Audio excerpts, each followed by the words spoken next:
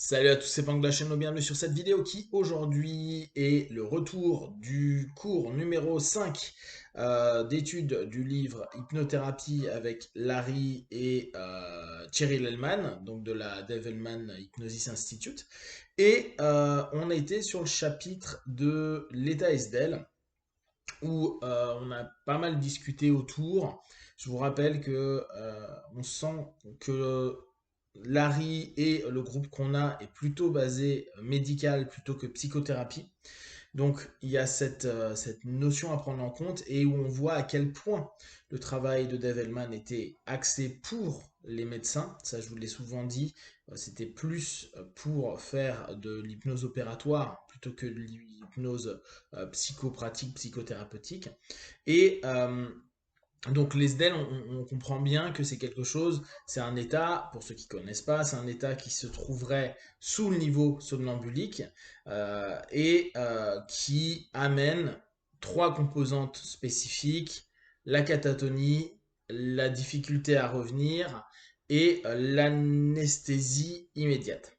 Ce qui est intéressant, c'est que justement, la plupart du temps, nous, sur de l'hypnose qu'on a développée en Europe, donc néo-ericksonienne, on n'a pas les niveaux de transe, donc l'ESDEL n'est pas forcément quelque chose qui est reconnu. Et aux États-Unis, c'est quelque chose qui passe bien parce que bah, justement, Devilman a pas mal prôné cette facette et a pas mal cherché, d'ailleurs, dans ce chapitre de hypnothérapie, on y viendra, hein, vous verrez qu'il a fait plein de tests pour réussir à recréer un process dit de coma hypnotique. Donc, euh, la notion donc de coma et d'ESDEL d'état SDL sont assez proches. C'est pour ça qu'il y avait au départ quelques réticences, quelques problématiques, ne serait-ce qu'à capter, comprendre, voir, avec toute la notion d'urgence qu'il pouvait y avoir derrière cet état pour certaines personnes qui ne connaissent pas. Moi, je me souviens, il y a maintenant plus d'une dizaine d'années, un de mes profs qui avait dit si quelqu'un ne n'émerge pas de votre session, appelez les pompiers. Il faudra qu'il aille à l'hôpital. Et ça, lui, il l'avait, mais il y en a plein, plein, plein qui l'ont depuis des décennies et des décennies. Ce qui, quand on ne connaît pas l'état, est problématique. Je me souviens de Boy à l'époque qui avait écrit un article dans Hypnose, je crois, ou un journal plutôt hypnose médicale, qui avait dit que c'était inadmissible que certains hypnos ne parvenaient pas à faire émerger certains de leurs partenaires. Or, on sait que certaines trans, comme l'état SDL, c'est très complexe pour faire émerger, même si maintenant on connaît techniquement les choses, mais si tu connais pas techniquement comment faire émerger, c'est un peu compliqué. Euh, alors, oui, ce qui est assez intéressant, c'est euh, pour Larry, et là, moi j'ai trouvé ça pertinent, même si je ne l'ai pas toujours observé. Il dit voilà, l'état SDAL, il permet de meilleures régressions, bon, à avoir un état qui est bien pour les opérations, bien pour les accouchements, et donc, comme il dit, c'est un état qui est utile. C'est vrai qu'avec les années de pratique dessus, où je l'ai quand même beaucoup, beaucoup fait, je l'ai beaucoup aussi enseigné, euh, moi j'en suis arrivé à l'idée que c'est un révélateur, ça nous permet en psychopratique vraiment d'apprendre plein de choses, pourquoi les personnes ne descendent pas, pourquoi les personnes ils descendent trop vite, il y a plein d'éléments. Souvent, vu qu'il y a le contact qui se perd, alors, et ça Larry l'a bien rappelé, je suis complètement d'accord, on est toujours connecté avec ce qui se passe autour, on sait ce qui se passe. On sait ce qui est dit, on sait ce qui nous est fait, etc. On est juste vachement dissocié. Néanmoins, on a conscience, hein. On n'est pas un zombie. Ça, il le rappelle bien. Et je trouve que c'est quelque chose qui est pertinent à replacer. Quand on est en état SDL, hein, on est dans un état où les logiques de l'hypnose fonctionnent encore.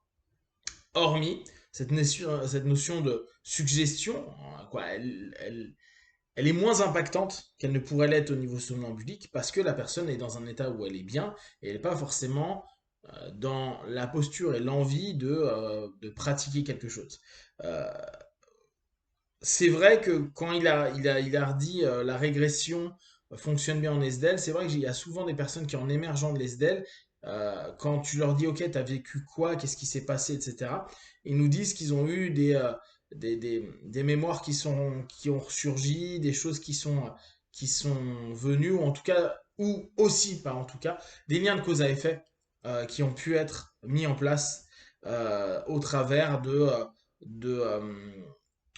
de l'état dans lequel ils étaient. Donc, c'est vrai que c'est intéressant et garder en tête peut-être de faire descendre le partenaire avec cette idée de dire et tu vas régresser. Moi, ce qui me dérange, là je suis en train d'y penser en même temps, c'est que j'ai vu moi plein de fois des personnes qui dans l'état SDL, où normalement ils sont super bien, commencent à avoir des crises où ils sont vraiment pas bien et ont du mal à émerger. Et donc c'est quand même une phase de souffrance potentielle que je préfère éviter, même si on sait que ça va pas, ça va pas nécessairement esquinter à personne, mais psycho-émotionnellement parlant, c'est dur quand on se sent en plus dans une espèce d'emprisonnement à un moment donné.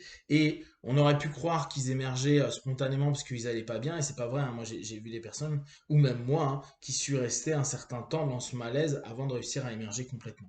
Donc, la régression, ce qui me vient en tête, c'est que ça peut être intéressant, mais si on revient à un moment donné où c'est assez traumatique, ça peut être un peu embêtant.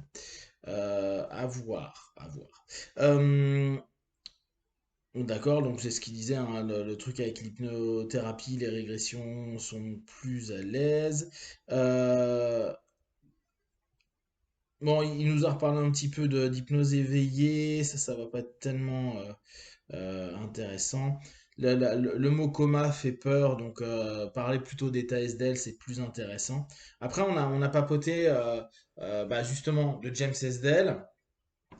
Brice, donc dont je vous ai déjà parlé, là, qui est en train d'écrire un livre sur l'histoire de l'hypnose, qui va être bientôt édité, euh, rappelait un petit peu des éléments de comment Esdel était à l'époque, les deux ouvrages qu'il a écrits, et un peu le côté révolutionnaire qu'il avait par rapport à ses collègues anglo-saxons, et avec cette vision initiale du mesmérisme. Et il faut se rappeler qu'au départ, euh, quand il faisait son travail pour arriver dans l'état SDL avant les opérations, il le faisait faire par des passes. Alors ça pouvait durer plusieurs heures, plusieurs jours, voire il disait carrément une semaine de passes avant de faire l'opération. Et il faisait des tests, par exemple, pincer les testicules de l'homme. Et s'il n'avait pas de réaction, il l'opérait parce qu'il savait qu'il était dans un état qui permettait une anesthésie.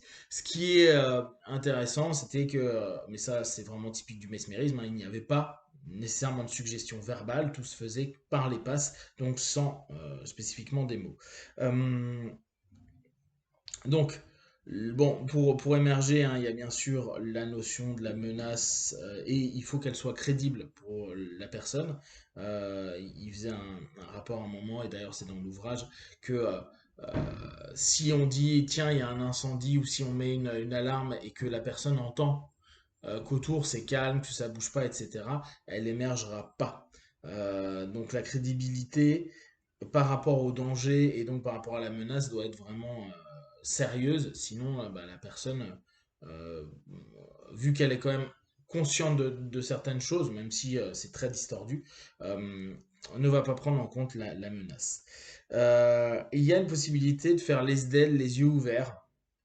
Et effectivement, hein, on arrive sur des phases qui ressemblent à de la sidération. C'est assez étonnant et curieux à observer de l'extérieur. Euh, et petite anecdote que j'ai trouvé sympa pour finir. Larry dit que c'est sa mère à un moment qui a embrouillé quand Dave Hellman est en train de rechercher comment emmener au niveau SDL, comment emmener au, au coma hypnotique. Ça faisait une semaine qu'il était sur la route en train de faire des expériences, des tests, etc., etc., avec d'autres médecins.